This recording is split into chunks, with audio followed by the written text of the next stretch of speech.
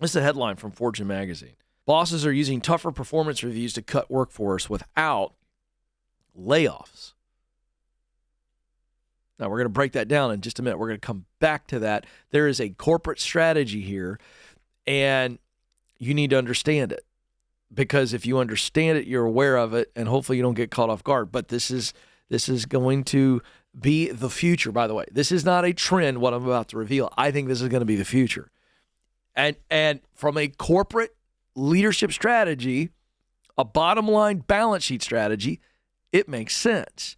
I think it could be abused. Bad leaders are going to abuse this. So that's why you need to know about it. Corporate executives are struggling with getting to the goal of the most lean, the most profitable balance sheet possible. Now, we're talking about large companies where, again, we report on this on the show all the time, where they're going to lay off a massive amount of people because profits are not as high. And so they'll staff up when they think, okay, interest rates are low, we can borrow money to hire, and if this new idea works, bam. If it doesn't work, economy shrinks a little bit, like what we've seen this year, then you will see massive layoffs. This happens all the time. But corporate executives are starting to wisen up to the layoffs is not necessarily the best strategy for the overall health of the company. It does work on the balance sheet and stock price, but it has a lot of detrimental effects. I'm going to break that down in a minute. So now they're going, wait a second, is there an end around? And they're starting to focus on low performers. And they're focusing on low performers through performance reviews as a way to get them out instead of laying off people in a mass layoff and kind of doing what they would normally do anyway. In layoffs, they're going to look at your top performers and their medium performers and your low performers, and they call out a group of people and they get to a number in the form of an expense towards compensation, right, on the line item. So employees, compensation, benefits, everything, put it all together, and they're trying to reduce costs, and they look at a number. But listen, make no mistake about it, whether it's a whiteboard or one of those NFL-style draft boards, they're going to look at low performers, and they're the first to go. But now they're coming at it in a little different way. Wait a second. What if we don't put ourselves in a situation where we do mass layoffs, but we now begin to have a process that allows us to push the low performers out without calling it a layoff? Yeah. Now, listen, I'm not saying this is sinister. I said, on paper, this is good strategy. Let's break it down. So how are they doing this? So I had the pleasure to interview Jack Dorsey, who was the co-founder of Twitter, CEO of Twitter years ago. Now he's the Block CEO. And that company consists of Square, the little payment doohickey. Well, I haven't said that word in a long time. It's kind of fun to dust that one off. And Cash App and Tidal. And so he recently came out just about a month ago and said, we're going to get rid of annual reviews. Now, at Ramsey Solutions, we do annual reviews. It's a part of our process.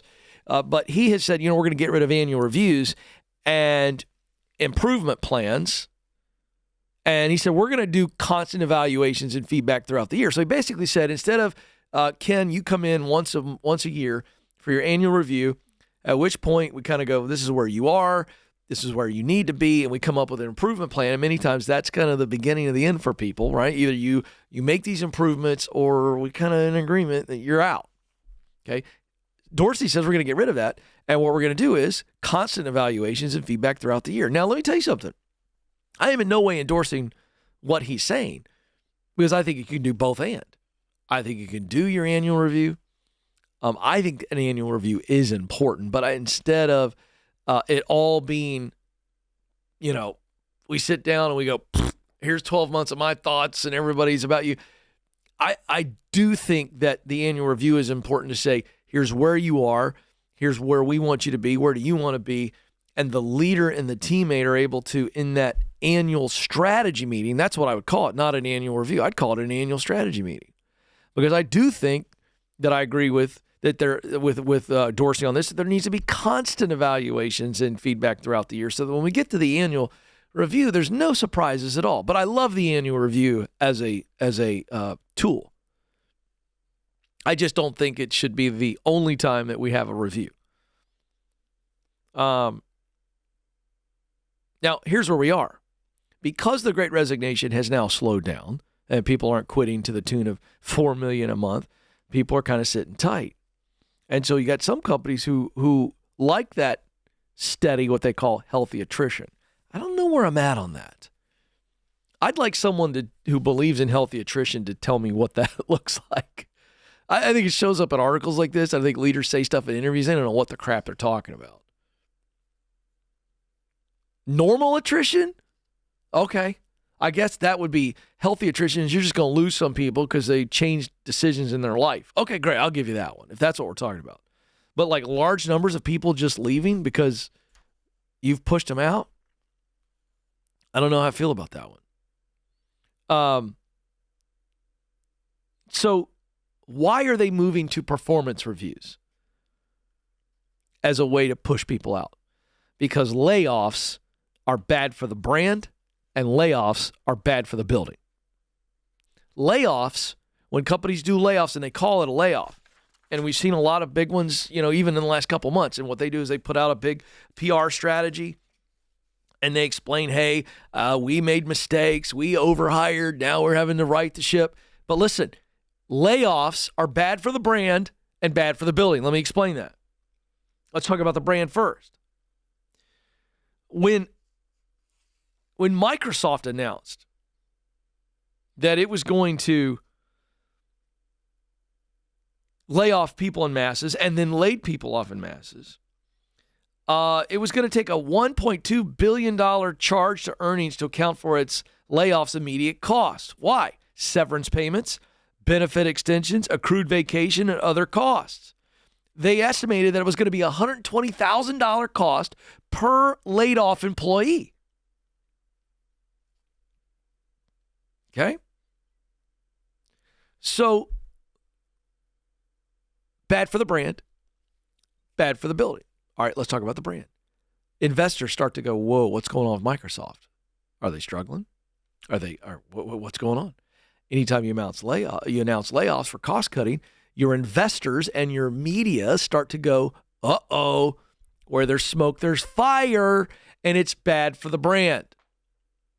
Even though it's the cost cutting that they've got to take, it's bad for the brand. But it's also bad for the building, meaning the actual cost.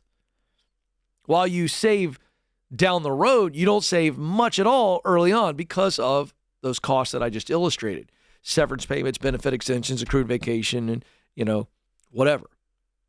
Whatever else would be added on to that. It's also bad for the building in that the people that are left behind, what happens? We know from data that performance tanks. Is there some initial relief when you don't get cut? Sure. But that relief dissipates quickly and you start going, oh boy, am I next? Then you start getting tempted to gossip. Why'd they lay off Harry? He's a good guy. Why'd they lay off Linda? She's amazing. And it begins to affect morale. Let's not also skip over the fact that the people left behind are having to pick up more work. So now there's burnout possibilities. It's bad for the brand, bad for the building. So here is my point in sharing this with you. If you don't have a performance review on a regular basis, not your annual review, ask for it. Take the initiative. Take the bull by the horns, folks.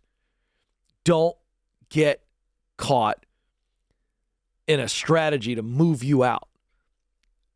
Know where you stand. This is huge. You'll get the clues. If they're trying to push you out, you'll get the clues. If they're not being straight up with your performance, you'll know. So if you don't have this regular process, ask for it because I believe it's coming. It's going to trickle down through every stage of the business community in America as a technique. Guard yourself.